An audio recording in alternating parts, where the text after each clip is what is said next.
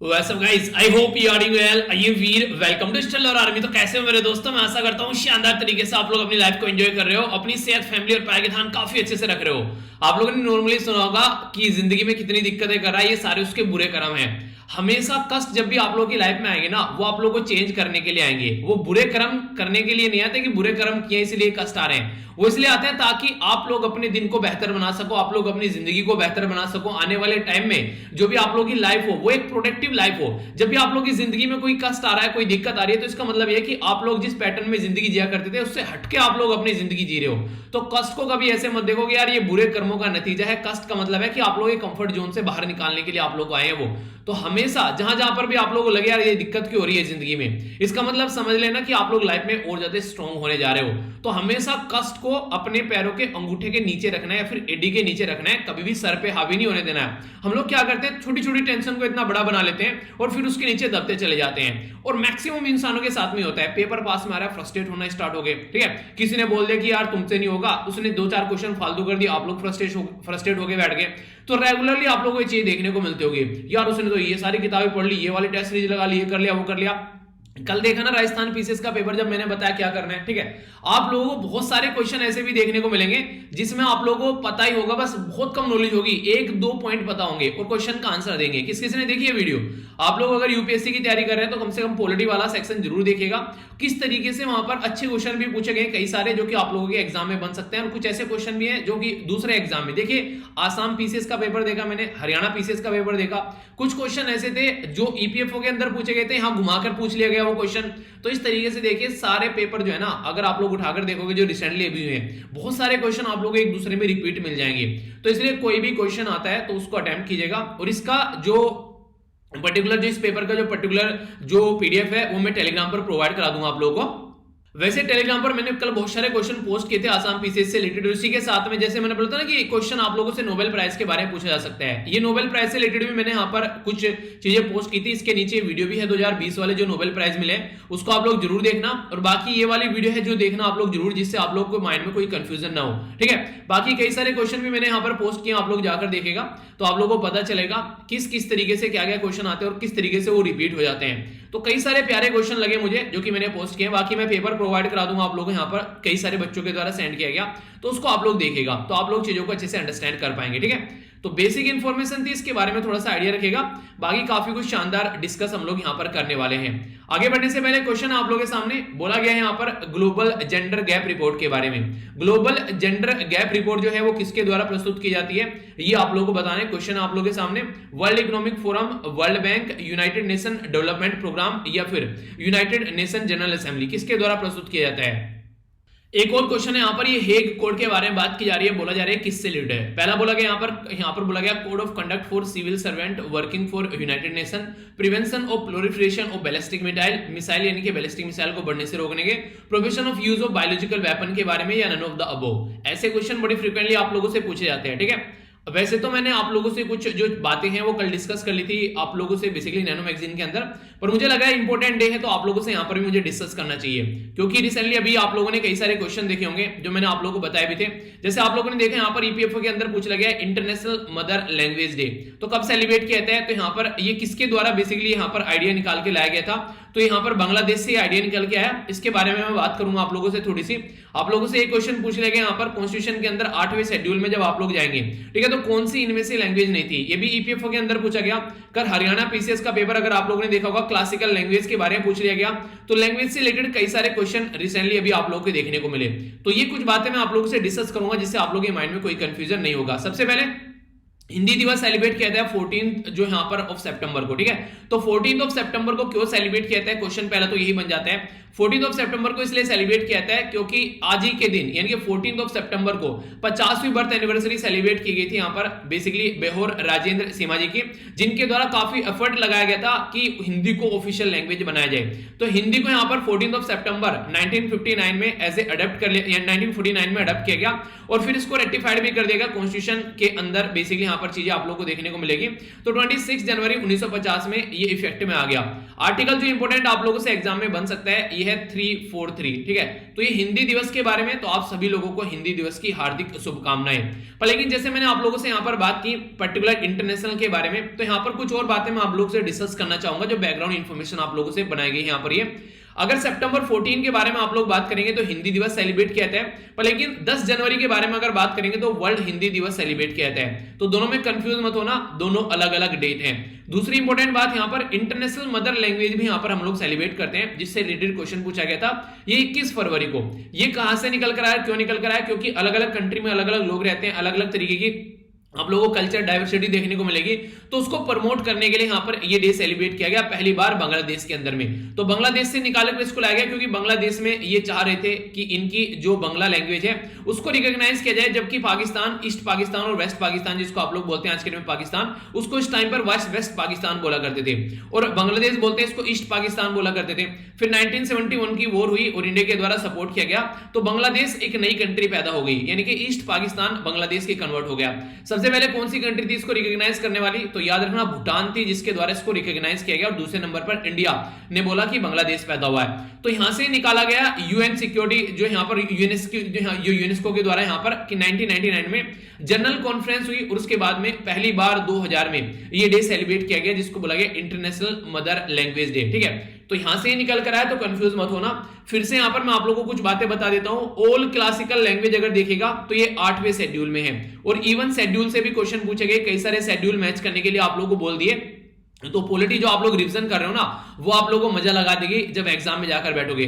देखिए यार, कुछ चीजें आप लोगों को इतनी अच्छी कर लेनी चाहिए कि हाँ कि यार इससे तो कम से कम क्वेश्चन नहीं छूटेगा, ठीक है। तो जैसे कई सारे बच्चों के द्वारा लिखा भी गया था ना, जैसे मैंने आप लोगों को बताया था, जैसे आप लोगों ने यहाँ पर देखा भी था, मैंने आप लोगों को हालांकि ये मेल दिखाया भी था, ये मेल था एक बच्चे के द्वारा लिखा गया कि सर फाड़ दिया है, ऐसा कुछ लिखा गया उसके द्वारा, ठीक है। तो ये काफी अच्छा लगा इस तरीके से जब आप लोग लिखते हैं। और हाँ, इंपॉर्टेंट बात, आप लोगों की अगस्त मंथ का कंप्लीट करंट अफेयर भी आप लोग को अपलोड कर दिया है, ये आप लोग देखिएगा, बिल्कुल शानदार तरीके से कवर करके जाना है, क्योंकि 15-15, 20-20 दिन पहले भी क्वेश्चन बन जाते हैं, ठीक है, पूछे गए हैं ऐसे भी क्वेश्चन कई बार, ठीक है। तो ये क्वेश्चन आप लोग देख लीजिएगा ताकि आप लोग के माइंड में कोई कंफ्यूजन ना हो, ठीक है।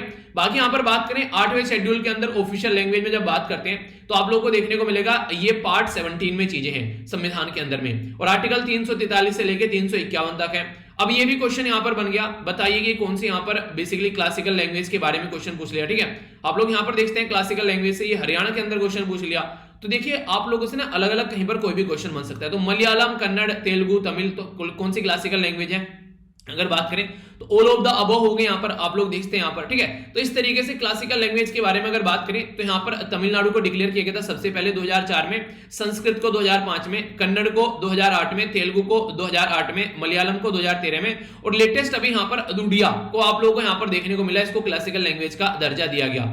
बाकी अगर बात करें तो ऑफिशियल लैंग्वेज के बारे में मैं आप लोग कई बार बता ही चुका हूं, इसके ऊपर क्वेश्चन बार बार पूछे जा चुके हैं। आप लोगों से ईपीएफओ के अंदर क्वेश्चन पूछा गया था, दिखाया था ना मैंने, उसमें पूछ रहा था कौन सी ऑफिशियल लैंग्वेज यहां पर नहीं है, कौन सी शेड्यूल लैंग्वेज नहीं है, ऐसा पूछ लेंगे, या कौन सी ओरिजिनली यहां पर नहीं थी बाद में ऐड की गई। तो अगर बात करें ये 8 छोड़ के, सिंधी, कोंकणी, मणिपुरी, नेपाली, बोडो, डोगरी, मैथिली और संथाली, इन 8 को छोड़ के बाकी सारी की सारी जो लैंग्वेज थी वो ओरिजिनल कॉन्स्टिट्यूशन में आप लोगों को देखने को मिलेगी, अगर इन 8 को आप लोग इसमें से हटा दोगे, ठीक है। तो ये इंपॉर्टेंट है यहां पर। तो 14 लैंग्वेज थी स्टार्टिंग में 8वें शेड्यूल के अंदर, फिर 8 लैंग्वेज और ऐड कर दी गई 8वें शेड्यूल में, तो 22 लैंग्वेज हो गई।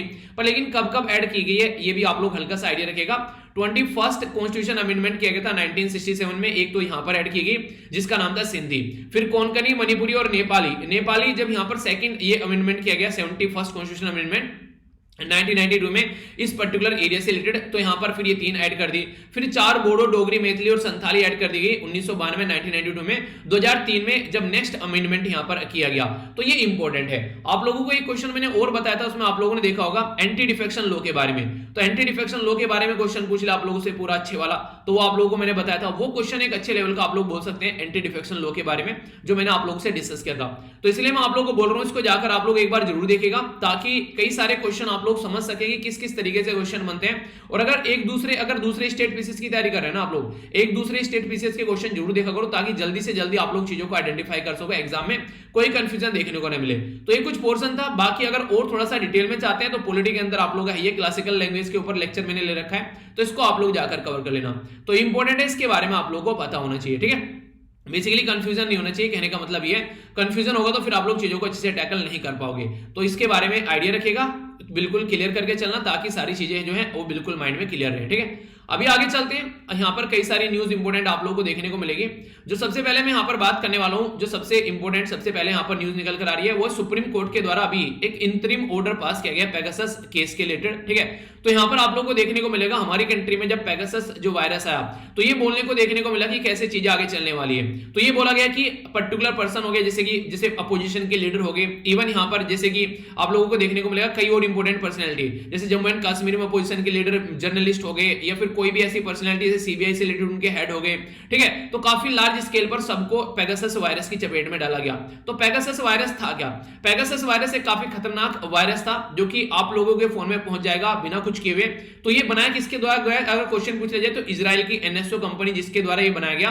और चाहे आप लोग आईफोन वाले हो चाहे एंड्रॉइड वाले हो, ये किसी को नहीं बसकेगा, ये आप लोगों के फोन में एंट्री मारेगा तुरंत। ठीक है, और जीरो क्लिक देखने को मिलेगी आप लोगों को, कुछ नहीं दिक्कत वहां पर आप लोगों को पता भी नहीं चलेगा, तुरंत आप लोगों के फोन में जाएगा। जीरो क्लिक का मतलब है कि पहले तो लिंक भेजा करते थे ना पुराने टाइम में कि यार लिंक पर क्लिक मत करना वरना वायरस आ जाएगा। ठीक है, अब ऐसा यहां कुछ नहीं होगा, आप लोगों को जहमत उठाने की जरूरत ही नहीं है। ये अगर व्हाट्सएप पर कॉल आई और व्हाट्सएप की कॉल डिलीट भी कर आप लोगों को पता भी नहीं चलेगा, और ये आप लोगों के घर में यानी कि आप लोगों के फोन में एंट्री कर चुका होगा, और क्या क्या नहीं देख रहा होगा, ऐसा कुछ नहीं होगा जो नहीं देख रहा होगा। ये message, email, Gmail, female, photo, video, WhatsApp call, मतलब इतना भी है। यहाँ पर आप लोग अगर ये बैठे हुए हैं आप लोग कहीं पर, आप लोगों के पॉकेट में आप लोगों का फोन है, तो किसी और को आप लोगों का नंबर डायल कर सकता है। ठीक है, आप लोगों के फोन से कॉल कर सकते हैं, आप लोगों के फोन का माइक ऑन कर आप लोग कहीं पर बैठे हुए हैं तो आप लोगों की आवाज सुन सकता है। इवन कैमरा ऑन कर उस आसपास का लोकेशन देख सकता है। जीपीएस ऑन कर आप लोगों की लोकेशन को ट्रेस कर सकता है। मतलब क्या नहीं कर सकता है ये आप लोग नहीं सोच सकते। एक तरीके से हर एक चीज कर सकता है इनडायरेक्ट वे में। तो आप लोगों का पूरा फोन जो है किसी और के हाथ में चला गया और वो उसको चला रहा है। चार तरीके से आप लोग, मतलब चार तरीके से आप तो तरीके बढ़ते ही जा रहे हैं, एसएमएस, या फिर आप लोग व्हाट्सएप ऐप से आई मैसेज, या फिर कोई अननोन वल्नरेबिलिटी के थ्रू भी आप लोगों के फोन में ये एंट्री मार सकता है। तो कई सारी ऐसी दिक्कत देखने को मिली। तो रिसेंटली अभी बात करें तो कई सारे ऐसे लोगों के फोन जो हैक किए गए यहाँ पर, जैसे बताया ना यहाँ पर जो अभी जर्नलिस्ट थे, कई सारे पॉलिटिशियन थे, तो देखने को मिला। तो यहाँ पर द वायर के टाइटल जो पेगासस प्रोजेक्ट के तहत इनके द्वारा जब चीजों को देखा गया, द वायर के द्वारा यहाँ पर ये चीजें सामने निकाल कर लाई गई। 300 के करीब वेरीफाइड इंडियन मोबाइल जो टेलीफोन नंबर थे उनको देखा गया। मिनिस्टर अपोजिशन के लीडर, जर्नलिस्ट, या फिर कोई businessman, government official, right activist, तो इनके सबके लिए यहाँ पर यूज किया गया ये जो पर्टिकुलर जो सॉफ्टवेयर था। जबकि एनएसओ के द्वारा ये बोला गया, जो एनएसओ कंपनी है, एनएसओ ग्रुप है, उसके द्वारा ये बोला गया कि हम लोग ये ओनली गवर्नमेंट को बेचते हैं, और गवर्नमेंट को भी इसलिए बेचते हैं क्योंकि वो टेररिज्म को कंट्रोल कर सके, और किसी को नहीं बेचते हैं। पर गवर्नमेंट ने साफ साफ बोल दिया हम लोग इसको यूज नहीं कर रहे हैं। पर लेकिन जब इसका एनालिसिस किया गया तो पाया गया कि यहाँ पर जो यूज किया गया 37 फोन जो यहाँ पर यूज किए गए हैं, उसमें से यहाँ पर अभी आप लोगों को देखने को मिला 10 तो बिलोंग करते हैं यहाँ पर इंडियंस, जो कि यहाँ पर सामने निकल कर आई। एमनेस्टी इंटरनेशनल की लैब में यहाँ पर ये सारी चीजें सामने निकल कर आई। अगर बात करें, देखिए इस तरीके से आप लोग बोल सकते हैं, अगर किसी जर्नलिस्ट को यहाँ पर एक तरीके से ये सारी चीजें उसके फोन सुने जा रहे हैं, तो कल को चलकर उसके ऊपर प्रेशर डाला जा सकता है। तो यहां से आप लोगों के लिए क्वेश्चन भी डायरेक्ट बन जाएगा। वर्ल्ड फ्रीडम प्रेस इंडेक्स के बारे में याद रखिएगा, रिपोर्टर्स विदाउट बॉर्डर के द्वारा यहां पर ये तैयार की जाती है, और हमारी रैंक ऑलरेडी हम लोग नीचे से टॉप कर रहे हैं। अगर लेटेस्ट रैंक आप लोग देखोगे 180 कंट्री में से 142 में है, यानी कि जर्नलिज्म जो है वो नीचे जा रहा है काफी लार्ज स्केल पर, क्योंकि इंटरनेट वगैरह आप लोग देखते हैं कई बार शट डाउन कर दिए जाते हैं। इसके अलावा जो भी अगर कुछ भी गवर्नमेंट के खिलाफ लिखता है तो वो आप लोगों को जेल में पड़ा हुआ मिलेगा, उनके ऊपर अलग अलग तरीके के एक्ट लगा दिए जाते हैं। तो ये सारी चीजें देखने को मिलती है। तो सीधा सीधा यहां पर ये बोला जाता है कि यार देखो, आप लोग अगर संविधान के अंदर में जाओगे तो केएस पुत्तास्वामी केस आप लोगों को देखने को मिलेगा। तो केएस पुत्तास्वामी केस के तहत यहां पर बोला गया था कि प्राइवेसी तो फंडामेंटल राइट है आर्टिकल 21 के तहत, पर लेकिन कोई मानने के लिए तैयारी नहीं है इसको। तो यहां पर ये दिक्कत आप लोगों को देखने को मिल रही है। तो ये सारी चीजें जो है आप लोगों से एग्जाम में डायरेक्ट इनडायरेक्ट वे में पूछी जा सकती है। एक इंटरेस्टिंग चीज है जो मुझे कल इंटरेस्टिंग क्वेश्चन लगा, डेट ट्रैप के बारे में पूछ लिया। डेट ट्रैप के बारे में पूछ लिया आप लोगों से, जो हरियाणा पीसीएस के अंदर जो बोलता हूं ना कि लोन लेने के लिए भी लोन देना पड़े, एक तरीके से लोन चुकाने के लिए भी लोन लेना पड़ेगा, इतना लोन आप लोगों को दे देंगे, वो स्टेटमेंट दे रखी थी बाकायदा पेपर के अंदर। ठीक है, तो आप लोग समझ सकते हैं अगर आप लोग रेगुलर प्रॉपर तरीके से वीडियो सुनते हैं तो ये सारी चीजें आप लोग की उंगलियों पर हो जाएंगी आप लोगों को। ठीक है, बाकी यहां पर क्या क्या ऐसे रिसेंट स्टेप उठाए गए, तो देखिए इंफॉर्मेशन टेक्नोलॉजी एक्ट ऑलरेडी है, पर्सनल डेटा प्रोटेक्शन बिल अभी पड़ा हुआ है यहाँ पर, अभी आप लोग बात करें बेसिकली पार्लियामेंट के अंदर पास नहीं किया गया। इसके अलावा क्या है, साइबर सुरक्षित भारत इनिशिएटिव लाया गया 2018 में, ताकि इन सब चीजों को अंडरस्टैंड किया जा सके। इसी के साथ में साइबर स्वच्छता केंद्र बनाए गए ताकि इंटरनेट यूजर के थ्रू यहाँ पर जो भी चीजें वायरस मॉलवेयर उसको कंट्रोल किया सके। इंटरनेट यहाँ पर Indian cyber crime coordination centre लाया गया, ठीक है, जिसको I4C बोला गया, यानी क्राइम यहाँ पर साइबर क्राइम कोऑर्डिनेशन सेंटर, तो इसके बारे में याद रखना। इसी के साथ में नेशनल साइबर क्राइम रिपोर्ट जो है ये आप लोगों को देखने को मिली। कंप्यूटर इमरजेंसी रेस्पॉन्स टीम जो है ये नोडल एजेंसी हमारे देश में जो इन सब चीजों को चेक करती है। National cyber security coordination centre आप लोगों को यहाँ पर देखने को मिला। तो कई सारी ऐसी चीजें आप लोगों के सामने यहाँ पर निकल कर आए, ठीक है।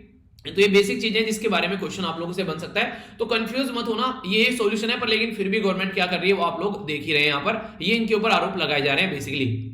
एक इंटरेस्टिंग चीज, कल जब पेपर देख रहा था आप लोगों से यहां से क्वेश्चन बन गया, ये मैंने आप लोग कितनी बार दिखाया, स्लाइड याद आ रही है, कितनी बार दिखाई आप लोगों को, ठीक है। तो क्वेश्चन क्या पूछा गया यहाँ पर, राइट टू प्रॉपर्टी के बारे में क्वेश्चन आप लोगों से पूछ लिया गया। तो राइट टू प्रॉपर्टी के बारे में कितनी बार आप लोगों को बता रखा है कि पहले हमारी कंट्री में टोटल जो थे 7 फंडामेंटल राइट की कैटेगरी डिवाइड की थी, आगे चलकर फिर राइट टू प्रॉपर्टी यहां से हटा दिया गया, डिलीट कर दिया गया था 44th कॉन्स्टिट्यूशन अमेंडमेंट के द्वारा। तो यहाँ पर ये कब किया गया था, 1978 में। तो पहले 31वें आर्टिकल में हुआ करता था, अब इसको हटाकर यहाँ पर 300A के अंदर इसको पहुंचा दिया गया। ये कितनी बार मैंने आप लोगों को बताया, ये डायरेक्ट क्वेश्चन एग्जाम में बन गया, देख सकते हैं आप लोग। कॉन्स्टिट्यूशनल रेमेडीज के ऊपर क्वेश्चन डायरेक्ट पूछ लिया आप लोग, पेपर देखिएगा आप लोग, मजा आएगा, आप लोगों को कॉन्फिडेंस भी आएगा। आप लोग जब जाकर इस पेपर को अटेम्प्ट करोगे ना, जो मैंने आप लोगों से यहाँ पर डिस्कस किया है, इसमें देखना मेरे आंसर बताने से पहले आप लोग खुद से एक बार आंसर अटेम्प्ट करके देखना, ठीक है। तो आप लोग कई सारे क्वेश्चन आप लोगों को देखने को मिलेंगे जिनको आप लोगों को अटेम्प्ट करने में मजा आएगा। तो यही बेसिकली मैं यहाँ पर इसको आप लोगों से बेसिकली चाह रहा था कि आप लोग देखना इसको, ठीक है। तो बेसिक है, आप लोगों के माइंड में कंफ्यूजन नहीं रहेगा इसको लेकर, तो ढंग से क्लैरिटी आएगी। ओके, आगे चलते हैं। यहाँ पर एक इंपॉर्टेंट जो क्वेश्चन मैंने कल भी आप लोगों से डिस्कस किया था, अभी यहाँ पर एक नई बात निकल कर आई है, नीट के बारे में आप लोगों से डिस्कस किया था ना, नीट का अभी यहाँ पर एग्जाम हुआ, तो उसके चलते तमिलनाडु असेंबली के द्वारा एक बिल पास किया गया है जो अगेंस्ट नीट, यानी कि तमिलनाडु में यहाँ पर ये चाहते हैं कि अपने ही राज्य के अंदर में बिना नीट के चक्कर में पड़े हुए बच्चों को लोकल एरिया में ही यहाँ पर बेसिकली क्वालिफाई किया जा सके, कम से कम एडमिशन लेने के लिए मेडिकल में स्टेट के अंदर। यानी कि वो नहीं चाहते हैं कि नीट के थ्रू यहाँ पर एडमिशन हो, क्योंकि उनको ये लगता है कि स्टेट के बच्चे पिछड़ जाते हैं, इससे अगर ऐसा कुछ होता है वो कंपीट नहीं कर पाते हैं सेंट्रल लेवल पर जब सीबीएसई के बच्चे यहाँ पर निकल कर आते हैं। तो इसके बारे में मैंने डिस्कस किया था, क्योंकि पहले क्या था, सारे राज्य जो थे वो अपना अलग अलग इसका एग्जाम कंडक्ट कराया करते थे और अपने कम से कम राज्य की सीट जो है वो इससे भरा करते थे। फिर क्या हुआ, फिर यहाँ पर आ गया national eligibility cum entrance test, तो इसको बोला गया national eligibility cum entrance test undergraduate और नीट के लिए। यहाँ पर ये बेसिकली यहाँ पर all India pre medical test था यहाँ पर, इसके चलते जो जिसको पहले बोला जाता था, ठीक है, ऑल इंडिया प्री मेडिकल जो यहाँ पर टेस्ट हुआ करता था, उसके थ्रू यहाँ पर चीजों को भरा जाता था। एमबीबीएस भी यहाँ पर बीडीएस, इसी के साथ में आयुष के रिलेटेड जो भी सीटें हैं वो सारी यहाँ से भरी जाती थी। पर लेकिन फिर बोला कि ये सारी चीजें सही नहीं है, क्योंकि अच्छी क्वालिटी के डॉक्टर लेकर आने तो अच्छी क्वालिटी का एग्जाम होना चाहिए। तो यहाँ पर नेशनल टेस्टिंग एजेंसी बनाई गई और बोला गया कि ये यहाँ पर काम करेगी। तो किसके अंदर आती है, अगर क्वेश्चन डायरेक्ट पूछ ले कोई, तो ministry of health and family welfare के अंदर आती है। इसको बोला गया कि आप लोग ये सारी चीजें देखो।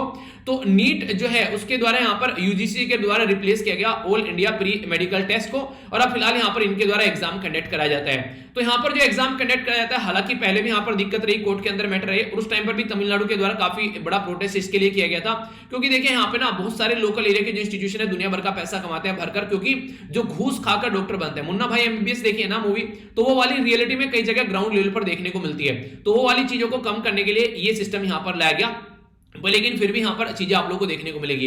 इंपॉर्टेंट जो आप लोगों से कुछ मैं बातें करूं यहाँ पर आप लोगों को पता है, जब एजुकेशन के बारे में आप लोग बात करते हैं तो आप लोगों को इसके बारे में पता है कि शेड्यूल के अंदर आता है, संविधान के अंदर जब आप लोग जाएंगे तो एजुकेशन के अंदर 7वें शेड्यूल में आप लोग जाएंगे। 7वें शेड्यूल में 3 लिस्ट है, एक को बोलते हैं सेंट्रल लिस्ट, दूसरे को बोलते हैं स्टेट लिस्ट और तीसरे को बोलते हैं कॉन्करेंट लिस्ट। तो एजुकेशन जो है वो कॉन्करेंट लिस्ट के अंदर में यहाँ पर आती है, यानी कि सेंटर और स्टेट जो है वो दोनों लॉ बना सकते हैं, पर लेकिन अगर सेंटर ने लॉ बना दे तो स्टेट को उसको फॉलो करना पड़ेगा। ये बेसिकली प्रोविजन रहता है, उसके अंदर कुछ ना कुछ वो चेंज कर यहाँ पर इंप्लीमेंट सकते हैं। तो ये चीजें आप लोगों को देखने को मिलती है। पहले स्टेट के अंदर हुआ करता था एजुकेशन, पर लेकिन क्या किया गया, 42nd कॉन्स्टिट्यूशन अमेंडमेंट किया गया 1976 में, इमरजेंसी के टाइम पर जब मिनी कॉन्स्टिट्यूशन बनाया गया, तो एजुकेशन को यहां से स्टेट लिस्ट से निकालकर यहां पर कॉन्करेंट लिस्ट में डाल दिया गया।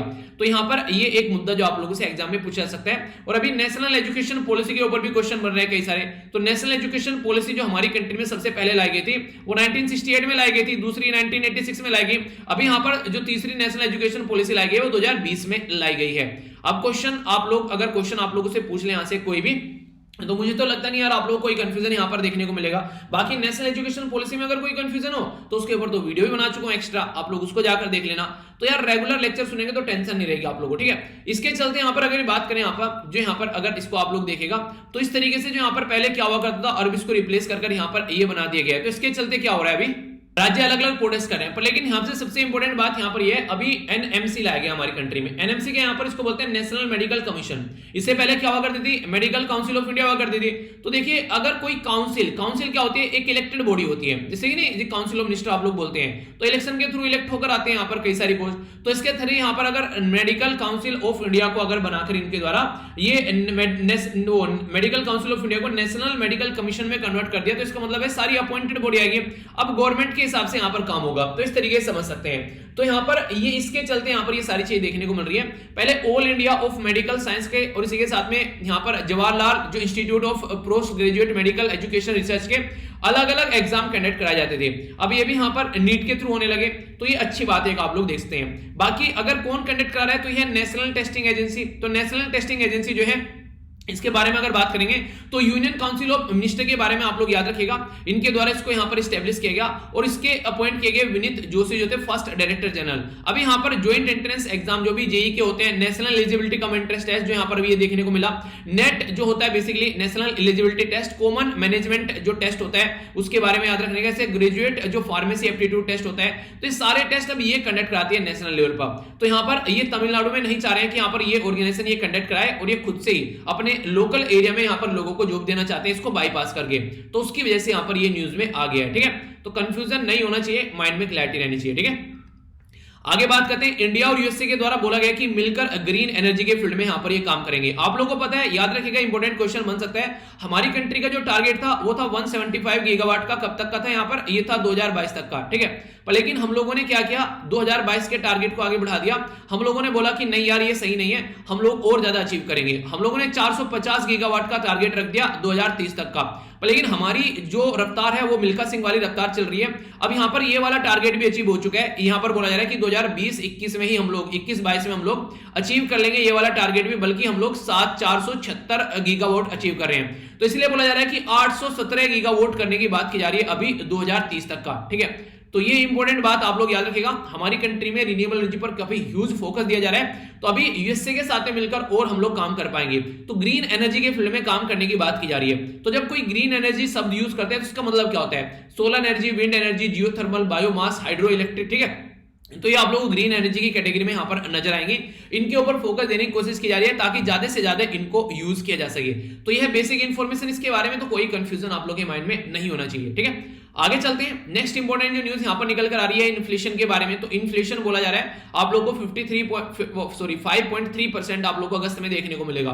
तो जो इन्फ्लेशन होता है इसको अगर नॉर्मल भाषा में बोले तो ये क्या होता है, ये होती है महंगाई, ठीक है। और कंज्यूमर प्राइस इंडेक्स पे ये निकाली जाती है। तो इसके बारे में कुछ बातें पहले मैं आप लोगों को बता देता हूं ताकि कंफ्यूजन ना आप लोग यहाँ पर। सबसे पहले अगर बात करें, रिजर्व बैंक ऑफ इंडिया के द्वारा यहाँ पर मॉनेटरी पॉलिसी कमेटी बनाई गई 2016 में, और यहाँ पर जो सेंटर के द्वारा बनाई गई रिजर्व बैंक ऑफ इंडिया के कंट्रोल में बेसिकली काम करती है।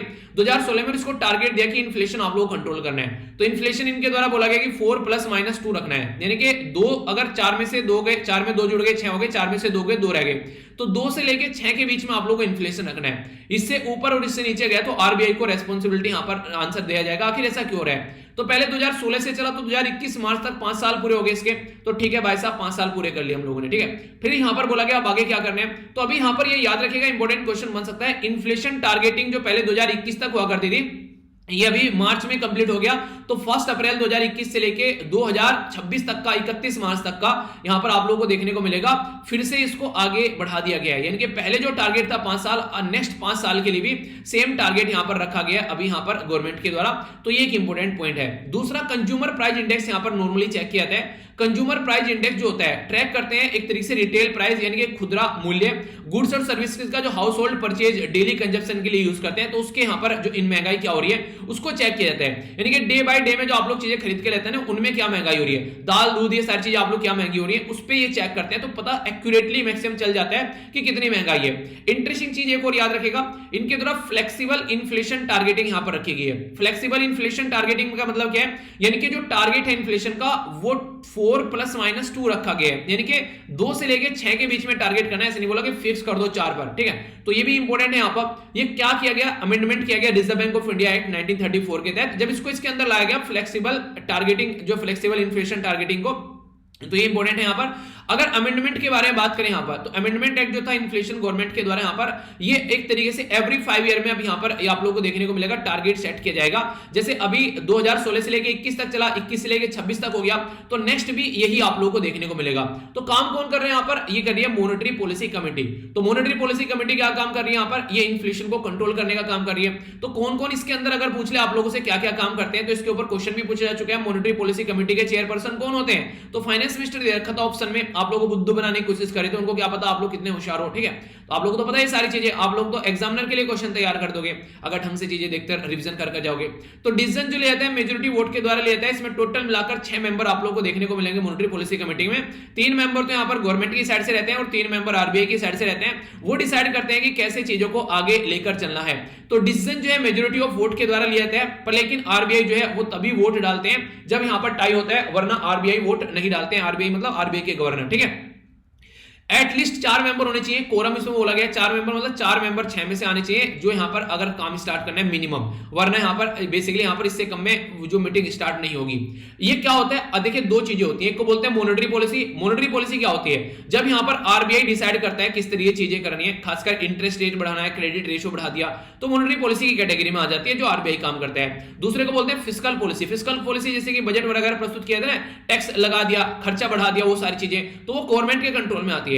जब दोनों मिलकर काम करते हैं तो तब जाकर हमारी इकोनॉमी जो है वो सही डायरेक्शन में चलती है। जैसे कि इकोनॉमिक ग्रोथ हो रही है, इन्फ्लेशन महंगाई कंट्रोल में है, सोसाइटी में स्टेबिलिटी है, तो ये सारे मुद्दे आप लोगों को देखने को मिलेंगे।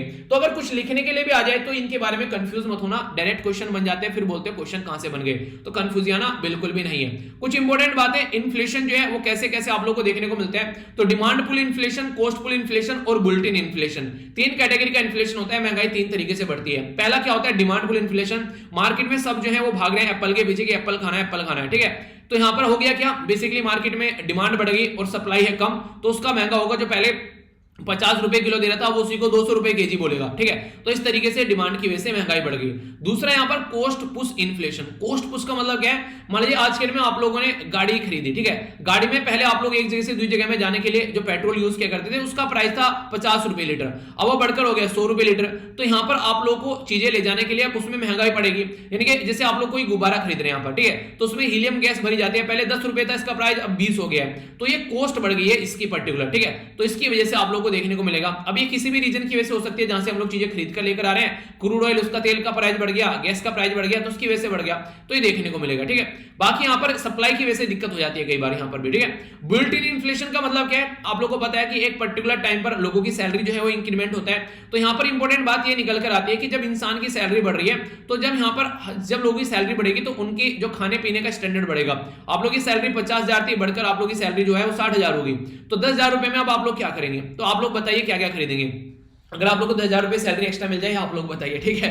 तो जो जो चीज आप लोग खरीदेंगे, कई सारे लोग और भी उनको खरीद रहे होंगे, तो उनका प्राइस बढ़ जाएगा, ठीक है। अच्छा, अगर आप लोग की सैलरी बढ़े या फिर आप लोग की फर्स्ट सैलरी मिले तो आप लोग क्या करेंगे, आप लोग ये बताइए, ठीक है। अब ये काफी इमोशनल रहता है। जब फर्स्ट मेरी अर्निंग आई थी मुझे आज भी याद है, फर्स्ट अर्निंग जब मेरी आई थी, मैंने सबसे पहले मम्मी के लिए वॉशिंग मशीन खरीदी थी उस अर्निंग में से। मतलब लगता है यार, अंदर से फीलिंग आती है, मैंने कहा मम्मी पापा के लिए कुछ किया जाए। तो फर्स्ट अर्निंग वो मुझे अब भी याद रहती है वो चीज़ ना, मतलब अंदर से फीलिंग आती है मुझे।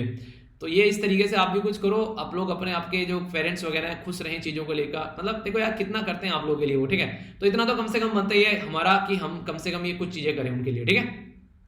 बाकी यहाँ पर एक क्वेश्चन भी पूछा जा चुका है, फिर से यहाँ पर ये न्यूज में अभी ई सिल्वाडोर के द्वारा क्या किया गया, अडॉप्ट कर लिया गया जो बिटकॉइन है उसको एज ए लीगल टेंडर, ठीक है। तो ई सिल्वाडोर कहां पर है, अगर इसके बारे में बात करें तो इंडिया के कंपेयर में याद रखिएगा यहाँ पर आप लोगों को ई सिल्वाडोर देखने को मिलेगा। कैरेबियन कंट्री यहाँ पर मैप पूछा जा सकता है। देखिए जिस तरीके से अगर आज के दिन में देखिए इंटरेस्टिंग था यहाँ पर, ये पहले हम लोग इस तरीके से हुआ करते थे, ठीक है। यहाँ पर फिर हम लोग थोड़ा सा आगे बढ़े, ठीक है। पहले कुछ ऐसे थे यहाँ पर हम लोग क्या करते थे, पहले हम लोग कुछ अलग तरीके की करेंसी यूज करते थे, फिर सिक्के वगैरह आ गए, फिर कागज के नोट आ गए और आज के दिन में डिजिटल करेंसी यूज कर रहे हैं। तो पैटर्न क्या हुआ, करेंसी का इवोल्यूशन हुआ। एक टाइम पर ऐसा था बार्टर सिस्टम यूज करते थे। बार्टर सिस्टम का मतलब क्या था, वही जैसे मैंने आप लोग कई बार बताया भी है कि अगर एक पर्टिकुलर इंसान के पास में एक चीज है तो दूसरे के साथ में चेंज कर लेता था, ठीक है। इस तरीके से बार्टर सिस्टम काम करता था, ठीक है। यानी कि जैसे मान लीजिए आप लोगों को आज क्या बनाना है, आप लोगों को आलू बोल रहा हूं, आप लोगों को दाल और चावल बनाने हैं, ठीक है। तो एक इंसान है, मान लीजिए आप लोगों को छोले चावल खाने हैं, ठीक है। एक इंसान के पास में छोले हैं और आप लोगों के पास में चावल है। आप लोग उसको बोलोगे यार तुम छोले ले लो और मुझे चावल दे दो, तो दोनों छोले चावल बना के खाओगे। अब मन कर रहा है छोले भटूरे खाने का तो वो भी खा लेना, वैसे वो ऑयली होते हैं, छोले चावल खा लेना, ठीक है। तो यहां पर क्या होगा, तो आप लोग एक दूसरे से चेंज कर एक काम कर लोगे अपना, ठीक है। फिर आगे चल के गोल्ड को करेंसी के तौर पर लाया गया। जब लगा गोल्ड आ गई तो पर उसको गलत तरीके से मिसयूज किया जाने लगा। लोगों ने गोल्ड के जो कॉइन थे उनको बाहर निकालने बंद कर दिया, उनको रख लिया। गोल्ड पुराने टाइम से ही काफी फेमस है, आज से नहीं है, ठीक है। फिर मेटल के कॉइन आ गए, फिर पेपर करेंसी आ गई, फिर प्लास्टिक कार्ड आ गए, फिर इलेक्ट्रॉनिक मनी आप लोगों को देखने को मिल रही है, जो आप लोग पेटीएम सेटीएम ये यूज करते हैं। अब यहाँ पर क्रिप्टो करेंसी आ गई, ठीक है। क्रिप्टो करेंसी के ऊपर कई सारे क्वेश्चन पूछे गए। आप लोगों को पता है ना, ये वर्चुअल करेंसी एक तरीके से, जिसके बारे में कई बार बात कर चुके हैं। तो ऐसे ऐसे भी स्टेटमेंट दे रखी थी वहां पर, क्रिप्टो करेंसी क्या है, स्टॉक एक्सचेंज है, ठीक है। तो ऐसे ऐसे क्वेश्चन, तो यार बोल रहा हूं ना, आप लोगों को अगर ढंग से एक बार सुन लोगे ना तो कोई भी दिक्कत आप लोगों को देखने को नहीं मिलेगी। सारे क्वेश्चन जो है वो आप लोगों के सोल्व होते हुए एग्जाम में नजर आएंगे और आप लोग एंजॉय करोगे लिटरली चीजों को। तो इसलिए हमेशा एक प्रॉपर स्टडी कीजिए और कोई इस तरीके से स्टडी कीजिए क्वेश्चन कहीं से बन जाए कि आप लोगों के सामने क्वेश्चन आएगा तो आप लोग कंफ्यूज नहीं होंगे, ठीक है। उस तरीके से आप लोग यहां पर देखकर चलना है। बिटकॉइन जो रहता है बेसिकली इसमें क्या होता है, कोई सेंट्रल बैंक नहीं रहता है, यानी कि एक तरीके एक ऐसा नहीं है कि एक तरीके से ऑल्टरनेटिव कोर्स की जा रही है फेट करेंसी का। फेट करेंसी क्या रहता है, जैसे आज के डेट में आप लोगों के पास में 100 का नोट है, तो 100 के नोट की वैल्यू जो है वो 100 रुपए नहीं होगी। मान लीजिए 1000 का नोट है आप लोगों के पास में, मान लीजिए 2000 का नोट है आप लोगों के पास में, तो 2000 के नोट को अगर आप लोग ये बोल दे कि एक कागज का टुकड़ा है तो उसमें कोई दिक्कत नहीं होगी, वो रियलिटी में कागज का टुकड़ा है, पर लेकिन वहां पर रेस्पॉन्सिबिलिटी ली गई है, लीगल टेंडर बनाया गया गवर्नमेंट के द्वारा, इसलिए उसकी वैल्यू 2000 ही होगी। पर लेकिन अगर गवर्नमेंट जैसे बोल दे, जैसे 8 नवंबर 2016 को बोला गया था हमारे देश में 500 और 1000 के नोट जो है वो रात से बंद हो जाएंगे, तो लीगल टेंडर नहीं रहेगा, ये शब्द यूज किया गया था प्राइम मिनिस्टर साहब के द्वारा। तो इस तरीके से यहां पर लीगल टेंडर रहता है, इसलिए उसकी वैल्यू रहती है, वरना उसकी फेस वैल्यू उसके इक्वल नहीं रहती है। सोने का टुकड़ा अगर लोगे आप लोग, उसको किसी तरीके से कन्वर्ट कर लेना, वो आप लोगों को उतना ही प्राइस दे देगा। पर लेकिन अगर आप लोग जो 100 का नोट ले रहे हैं उसको फाड़ देना बीच में से, फिर किसी को जाकर बोलना उसको कोई ले भी लेगा क्या, देखना, तो उसका वैल्यू का मतलब है कि उसकी लीगल टेंडर है इसलिए उसकी वैल्यू है, उसकी खुद की कोई ऐसी होगी 10-5 रुपए उसकी वैल्यू होगी मैक्सिमम। तो फेट करेंसी इशू की जाती है गवर्नमेंट के द्वारा। और ये वाली जो करेंसी होती है बेसिकली, ये जो डिजिटल करेंसी यहां पर आ रही है वर्चुअल करेंसी, इसके पीछे कोई नहीं रहता है, ठीक है। तो रीजन क्या है, यहां पर कई बार इस तरीके के डिसीजन जो गवर्नमेंट के द्वारा लेते हैं तो खोज एक तरीके से लॉस होता है रेमिटेंस का। कई सारी कंट्री से यहां पर रेमिटेंस इनको मिलता था इस सिल्वर डॉलर को, तो ये रेमिटेंस चाहते थे, तो बिटकॉइन इनके द्वारा अडॉप्ट किया गया ताकि सस्ता और जल्दी रेमिटेंस इनके पास में आ सके। रेमिटेंस क्या होता है, जब एक कंट्री में कोई लोग पैसा कमा रहे हैं और वहां से घर अपने पैसा भेजते हैं, उसको रेमिटेंस कहते हैं, ठीक है। तो यहां पर जो यूट्यूब से भी जो अर्निंग आती है ना, ये फॉरेन से पैसा कमाया जा रहा है बेसिकली, इनडायरेक्ट में बोला जाए तो रेमिटेंस आ रहा है, ठीक है। तो इस तरीके से आप लोग समझ सकते हैं, कोई फॉरेन में आप लोग का जानने वाला रह रहा है, वहां पर कमाई कर रहा है तो घर पे पैसा आ रहा है, तो ये रेमिटेंस की कैटेगरी में आता है, ठीक है। तो इसको याद रखिएगा, तो आसानी से ये अकाउंट में पहुंच जाता है, तो इसके चलते दिक्कत देखने को नहीं मिलती है। इसी के चलते फाइनेंशियल इंक्लूजन देखने को मिलेगा। जो लोग अब तक यहां पर बैंकिंग सिस्टम के अंदर नहीं थे वो भी यहां पर आ पाएंगे, पर कंसर्न ये इसको कोई रेगुलेट करने वाला नहीं है। ये एक तरीके से फ्रॉड या मनी लॉन्ड्रिंग या हाई जो एनर्जी कॉस्ट एक्सट्रीम वोलेटाइल आप लोग को देखने को मिलेगा। सबसे बड़ी दिक्कत क्या होती है, अगर आप लोग ये वाली करेंसी यूज करेंगे बिटकॉइन वगैरह, इसमें आज एक बार अर्श पे पहुंच गए, दूसरी साइड में फर्श पे पड़े हुए नजर आएंगे, इतना ज्यादा ऊपर नीचे होती है। जबकि आप लोगों को पता है जब कोई रेगुलेट करता है किसी करेंसी को, जैसे आरबीआई रेगुलेट करता है हमारी कंट्री में, आरबीआई सेंट्रल बैंक है, तो क्या करता है उसको ज्यादा ऊपर नीचे नहीं होने देगा, तो उसको कंट्रोल करके रखेगा। पर ये वाला कंट्रोल आप लोगों को यहां पर नहीं देखने को मिलेगा, आप लोगों को यहां पर दिक्कतें ये सामने निकल के आएगी, ठीक है। तो इसलिए यहां पर ये जरूरी हो जाता है इसके बारे में बेसिक इंफॉर्मेशन। अगर इसके बारे में कोई पूछे तो ये कई सारी चीज देखने को मिलेगी। हमारी कंट्री के अंदर अगर बात करें तो हमारी कंट्री भी यहाँ पे लेसन ले सकती है, कई सारी बातें आप लोगों को देखने को मिली। हमारी कंट्री में बोला गया कि वर्चुअल करेंसी को अलाउ नहीं करेंगे, कोर्ट में पहुंच गए लोग यार ये बोल दे गया वर्चुअल करेंसी को अलाउ नहीं करेंगे, तो बोला फिर ये गया कि ठीक है वर्चुअल करेंसी को अलाउ करेंगे, पर लेकिन गवर्नमेंट जो है उसको थोड़ा रेगुलेट करेगी, अपनी खुद की वर्चुअल करेंसी आएगी। बंद करना चीजों का तरीका नहीं होता है। आप लोग अगर बोले हम लोग गलत काम कुछ नहीं करेंगे, ठीक है, आप लोग अपने बिल्कुल बोले कि आज से सारे काम अच्छे करेंगे, पॉसिबल ही नहीं है जब तक आप लोग अपने दिमाग को बिजी नहीं करोगे। आप लोगों को लगता है कि आप लोग का दिमाग जो है गलत डायरेक्शन में जा रहा है, तो उसको बिजी करना स्टार्ट कर दो किसी अच्छे काम में। आप लोग का मन कर रहा है मोबाइल उठाएं और बैठ के वहां पर उसमें शॉर्ट्स वीडियो देखें, मोबाइल उठाएं बैठ के यूट्यूब में कुछ से देखें, इंस्टाग्राम पर पहुंच गए कुछ फोटो देख लेते हैं, फेसबुक पर पहुंच गए। ये सारी हरकतें दिमाग कब करेगा, जब फ्री है। आप लोगों ने फ्री छोड़ रखा है तो कुछ ना कुछ तो वो देखेगा, और कुछ नहीं तो आप लोग का टाइम वेस्ट करता हुआ नजर आएगा, बोलेगा कुछ से कुछ उल्टी सीधी, जहां पर आप लोगों को एक तरीके से उन्हें कहते हैं डोपामाइन रिलीज होते हैं, वहां पर लेकर जाएगा, आप लोग खुशी का एहसास कराने की कोशिश करेगा। पर लेकिन जब आप लोग उसको रेगुलेट करोगे कि नहीं भाई ये करना है तुझे, ठीक है, और आप लोग उसको तीसरे पर्सन की तरीके से देखोगे, बाहर से कोई और देख रहा है कि ये हरकतें कर रहा है, इसको बैठाकर चपट लगाने हैं, ठीक है। तो उस तरीके से देखोगे तो आप लोग का माइंड जो है वो रेगुलेट होता हुआ नजर आएगा। और अगर आप लोग रेगुलेट कर लेते हैं एक बार कुछ दिनों के लिए, तो आप लोग की बॉडी क्लॉक सेट हो जाती है, फिर आप लोग को ज्यादा दिक्कत देखने को नहीं मिलती है। पर लेकिन 99% जो लोग हैं ना, वो स्टार्टिंग का जो फेज होता है 10 से 15 दिन, उसी में वो हथियार डाल देते हैं। तो माइंड को रेगुलेट करो, सही काम में लगाओ, तो दिक्कतें आप लोगों को कम नजर आएंगी, ठीक है। तो इन सब चीजों से आप लोग बच पाओगे। तो इंडिया की खुद की अपनी करेंसी है, तो सेंट्रल बैंक जो है वो बिटकॉइन अगर लेकर एक तरीके से, तो डिफिकल्ट हो जाएगा, यहाँ पर दोनों पैरेलल में चलेंगे। इंपैक्ट बिटकॉइन का रेमिटेंस इनफ्लो के ऊपर तो आप लोग बताइए। तो बाकी का यहाँ पर एक लार्जेस्ट रेमिटेंस किसको मिलता है वर्ल्ड में, याद रखिएगा इंडिया को सबसे ज्यादा रेमिटेंस मिलता है। हमारे सबसे ज्यादा लोग जो है वो बाहर गए हैं और सबसे ज्यादा माल कमा के अपने देश के अंदर लाते हैं, ठीक है। दूसरे नंबर पर कौन सी कंट्री है, ये आप लोग बताइए। बाकी रेमिटेंस किस देश से सबसे ज्यादा बाहर जाता है, ये भी आप लोगों को बताना है। ये मैंने आप लोग की जो मंथली और जो ईयरली वीडियो है उसमें मैंने आप लोगों से चीजें डिस्कस की थी, ठीक है। तो वो आप लोग रिवीजन के लिए जरूर देखते रहा कीजिए। आगे बात करें तो इंडिया की जो करेंसी, अगर इंडिया का जो स्टैंड है क्रिप्टो करेंसी को लेकर, तो हमारी कंट्री के द्वारा बिल इंट्रोड्यूस किया गया। तो crypto currency regulation official digital currency bill 2021 लाया गया, जिसके चलते बोला गया कि हम लोग इसको यूज करेंगे, ठीक है। तो ग्लोबली अगर देखा जाए तो 0.2% से भी लेस अमाउंट जो है आज के डेट में इस पर्टिकुलर एरिया में देखने को मिलता है। तो आगे आने वाले टाइम में चीजें बढ़ सकती है, तो इसको यूज करने की बात की जा रही है। इन्वेस्टर फ्रेंडली चीजें बनाई जाएंगी, ब्लॉकचेन टेक्नोलॉजी का यूज करके अगर प्रॉपर में चीजों को यूटिलाइज किया जाता है, तो वो वाला सिस्टम आप लोग को देखने को मिलेगा। तो कई सारे मुद्दे इसके बारे में थोड़ा आइडिया रख सकते हैं, याद रखिएगा। आगे जो एक इंपॉर्टेंट बात यहां पर की जा रही है, देशद्रोह के चार्ज जो लगाए जाते हैं कई सारे लोगों के ऊपर, उसके बारे में बात की जा रही है। हमारी कंट्री में अगर आज के में आप लोग देखिए, देशद्रोह का जो कानून है, ये पुराने टाइम पे इंग्लैंड के अंदर हुआ करता था, लगभग 17वीं सेंचुरी के अंदर में, ठीक है। और आगे चलकर हमारी कंट्री में लाया गया 1837 के अंदर में। ये थॉमस जो मैकाले थे, उनके द्वारा बोला गया, जो इंडियन पिनल कोड लाया गया 1860 में, तो बोला गया इंडिया के अंदर भी होना चाहिए। हालांकि 1860 में नहीं लाया गया, फिर आगे चल के 124 ये ए याद रखिएगा सेक्शन ऐड किया गया 1870 में। तो उस टाइम पर सर जेम्स स्टीवन हुआ करते थे, इनको लगा कि ऐसा कोई कोड हमारे देश में होना चाहिए। तो यहां पर यानी कि याद रखिएगा, ओरिजिनली जो इंडियन पिनल कोड भारतीय दंड संहिता हमारे देश में लाई गई थी, उसमें यहां पर ये बेसिकली देशद्रोह का चार्ज नहीं था। सेक्शन 124 ए जो है वो 10 साल बाद ऐड किया गया 1870 में, जब इसको ऐड किया गया।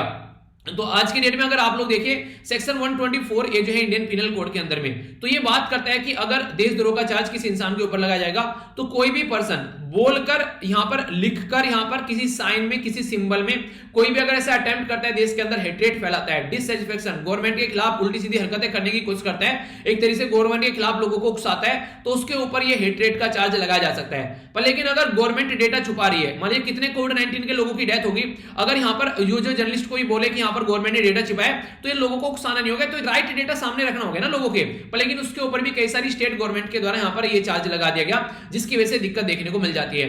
अगर ये चार्ज लगा दिया जाता है तो नॉन बेलेबल ऑफेंस है, एक तो यहां पर लोगों को बेल नहीं मिलेगी, यानी कि यहां पर उनकी एक तरीके से रिहाई नहीं होगी, यहां पर बेल नहीं मिलेगी, जेल में ही पड़े रहेंगे।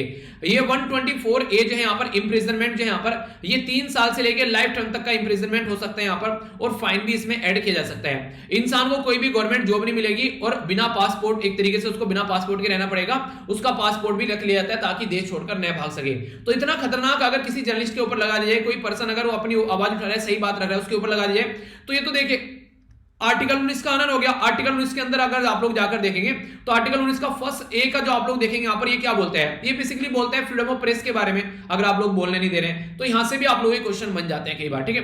तो देशद्रोह के बारे में बेसिक इंफॉर्मेशन अगर आप लोगों से पूछने लगे इसके बारे में, तो मुझे नहीं लगता कि कोई कंफ्यूजन आप लोग होना चाहिए। तो डिटेल में मैंने आप लोगों को ये चीजें एक्सप्लेन कर दी, ठीक है। आगे चलते हैं, ये भी एक इंपॉर्टेंट मुद्दा आप लोग बोल सकते हैं, बात की जा रही है आईआईटी के अंदर। अगर आप लोगों ने सुना होगा कि आईआईटी में पढ़ना, तो क्या मतलब है, इंडियन इंस्टीट्यूट ऑफ टेक्नोलॉजी, तो नाम में ही टेक्नोलॉजी है। तो मतलब ये था कि टेक्नोलॉजी की कोई पढ़ाई करनी है तो आईआईटी में पढ़ोगे, पर लेकिन ऐसा नहीं है। अब आईआईटी जो है यहाँ पर स्टूडेंट यहाँ पर ले रही है दूसरी स्ट्रीम के अंदर भी, जैसे प्रोग्राम डिजाइनिंग के अंदर। तो इस तरीके से आप लोगों को यहाँ पर चीजें देखने को मिलेगी। अब ये तो चलिए कोई बात नहीं है, एग्जाम में क्वेश्चन बन भी सकते हैं, नहीं भी, पर यहां से क्वेश्चन जरूर बन सकते हैं। इंडियन इंस्टीट्यूट ऑफ टेक्नोलॉजी हमारी कंट्री में काफी प्रीमियर इंस्टीट्यूट है, जिनको हमारी कंट्री में बेसिकली आप लोग देखते हैं कि एक ऑटोनोमस इंस्टीट्यूशन के तरीके से रखा जाता है। यहां पर कई सारी टेक्निकल और रिसर्च जो यूनिवर्सिटी है अक्रॉस द कंट्री यहां पर एक तरीके से यहां पर ऑटोनोमस की कैटेगरी में आती है। तो आईआईटी जो है, जिसको Indian institute of technology act वो याद रखेगा 1961 का है, हमारी कंट्री में इसको लाया गया, ठीक है। तो इंडियन जो इंस्टीट्यूट है यहां पर उनको एक इंपॉर्टेंस दी गई। ये कई सारी पावर, इनको फ्रेमवर्क, गवर्नेंस कैसे लेकर चलनी है, वो सारी चीजें देखने को मिली। फाउंडर कौन थे, जवाहरलाल नेहरू साहब थे यहाँ पर। 1951 में यहां पर चीजें देखने को मिली, तो पब्लिक जो टेक्निकल यूनिवर्सिटी टाइप सिस्टम यहां पर स्टार्ट किया गया।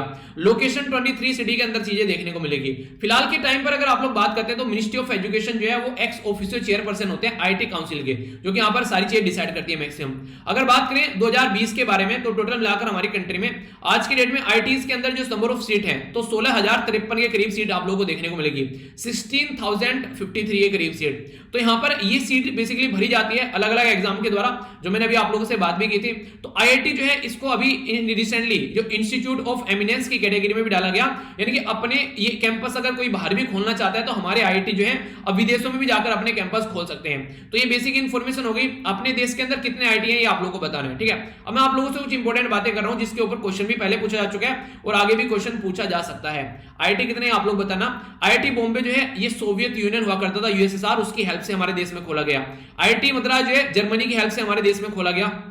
आईआईटी कानपुर जो है ये यूएसए की हेल्प से हमारे देश में खोला गया, और आईआईटी दिल्ली जो है ये यहां पर यूके की हेल्प से खोला गया, ठीक है। तो याद रखिएगा यहां पर इंपॉर्टेंट क्वेश्चन आप लोगों से बन सकता है। दो तो याद रख लेना कि यहां पर यूएसए के द्वारा हमारे कान भरे गए कानपुर में, और दिल्ली में तो यहां पर जो अंग्रेज बैठे हुए थे ब्रिटेन वाले, तो ये याद रख लेना, ठीक है। आईआईटी मद्रास जर्मनी के साथ में यहां पर, और आईआईटी बॉम्बे जो है ये है सोवियत यूनियन, जिसको आज के डेट में रसिया भी आप लोग बोल सकते हैं। तो बेसिक इंफॉर्मेशन है, कंफ्यूज मत होना, ठीक है। आगे इंपॉर्टेंट बात की जा रही है कि सेंटर को डायरेक्ट करना चाहिए स्टेट को कि वो बायोडिकंपोजर यूज करें। बायोडिकंपोजर क्या है बेसिकली आप लोगों को मैंने बताया भी था, रिवीजन वाली वीडियो के अंदर भी डिस्कस किया था, थोड़ा सा फिर से रिवीजन कर लेंगे। देखिए होता क्या हमारे देश में, देखिए जब आप लोग गेहूं काटते हैं, गेहूं काटे होगे ना आप लोग को, दरांती यूज कर जब आप लोग गेहूं काटते हैं तो बिल्कुल ग्राउंड लेवल से करते हैं, तो यहां पर कोई दिक्कत नहीं रहती है नॉर्मली अगर देखा जाए। पर लेकिन अगर मशीन से गेहूं काटे जाए तो थोड़ा ऊपर से काटेगी, ठीक है। तो जैसे ही गेहूं ऊपर से कटेगा तो कुछ घास फूस बच जाएगा, पर लेकिन उसको खेतों में गलने में काफी टाइम लग जाता है। तो उसके ऊपर अगर घास हो गया या गन्ने छीले जा रहे हैं, उनके जो पत्ती निकल कर आती है ना गन्ने की, जिसको गन्ने का वेस्ट बोल देते हैं नॉर्मली, ऊपर से जो पत्तियां निकलती हैं, उसको क्या किया जा रहा है, बायोडिकंपोजर को यूज करके बेसिकली उसको खत्म करने की बात की जा रही है। अगर ये बायोडिकंपोजर जो यूज किया जाता है यहां पर बोला जा रहा है, तो यहां पर अगर कोई पर्टिकुलर चीज 40 दिन में खत्म हो रही है तो इसको खत्म करके लगभग आप लोगों को देखने को मिलेगा ये 15 से 20 दिन के अंदर ही उसको खत्म कर देगा, और खाद के तौर पर वो जमीन में लगेगा।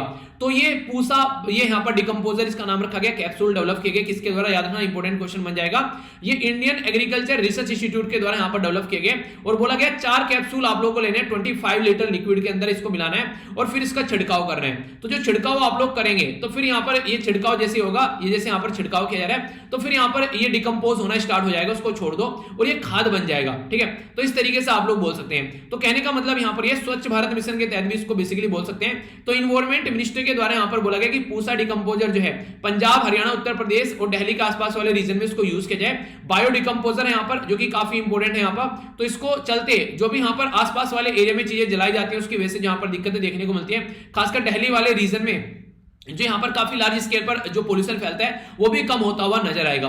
तो अगर कुछ लिखने के लिए आता है तो ये याद रखिएगा। बाकी आप लोगों को पता ही है हैप्पी सीडर मशीन भी यूज करने की बात की जाती है, इसको काट पीट कर सीधा कर जाए, तो कई सारे ये मुद्दे हैं। तो छोटी छोटी बातें क्वेश्चन बन जाए तो कंफ्यूजन आना नहीं है, ठीक है। आगे चलते हैं, यहां पर एक इंपॉर्टेंट पर्सनैलिटी, इनकी कल जो है डेथ हो गई, ऑस्कर फर्नांडिस, आप लोगों ने नाम भी सुना होगा। ये एक सीनियर कांग्रेस के लीडर हुआ करते थे, यूनियन मिनिस्टर भी यहां पर रह चुके हैं, तो ये अब हमारे बीच में नहीं रहे, ठीक है। तो इनकी आत्मा को शांति मिले।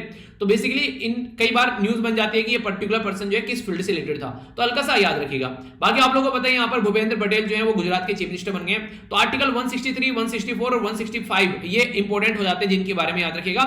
गवर्नर जो है वो एडवाइस करते हैं काउंसिल ऑफ मिनिस्टर को, बेसिकली काउंसिल ऑफ मिनिस्टर जो है वो एडवाइस करती है गवर्नर को, तो इसलिए काउंसिल ऑफ मिनिस्टर होनी चाहिए जिसको हेड करे चीफ मिनिस्टर।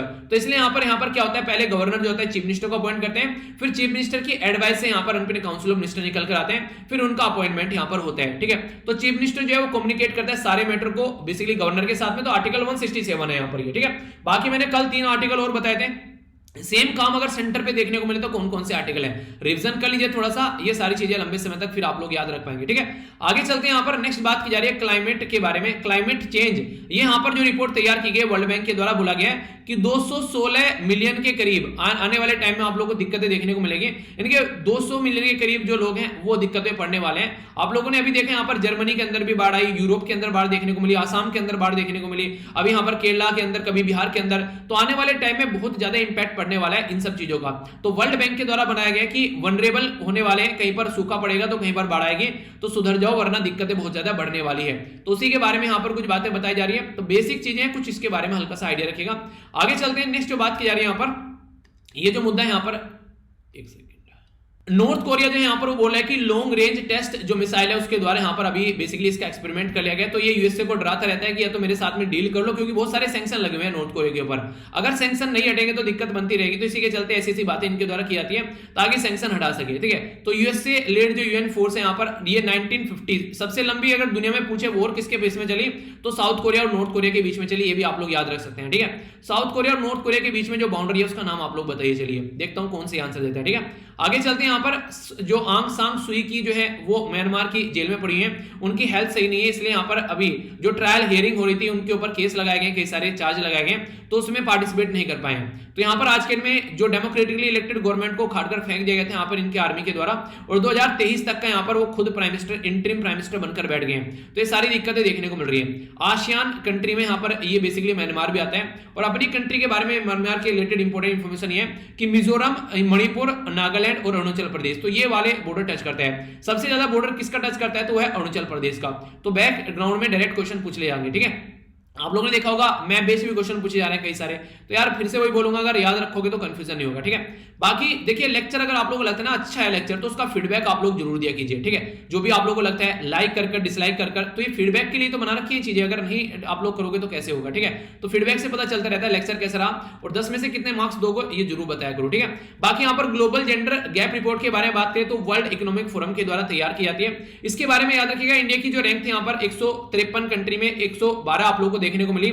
ये क्वेश्चन इंपॉर्टेंट है और आगे भी पूछा जा सकता है। इकोनॉमिक पार्टिसिपेशन अपॉर्चुनिटी क्या है महिलाओं के लिए, एजुकेशन कितनी मिल रही है, हेल्थ में क्या क्या चीजें, और पॉलिटिकल इंपावरमेंट भी हो रहा है कि नहीं हो रहा है, तो ये सारी चीजें यहां पर चेक की जाती है। तो इंडिया जो है वर्स्ट परफॉर्मर रही साउथ एशिया के अंदर में, 140-156 कंट्री में से आप लोग यहां पर इसकी रैंक अलग अलग रीजन में आप लोग को देखने को मिलेगी।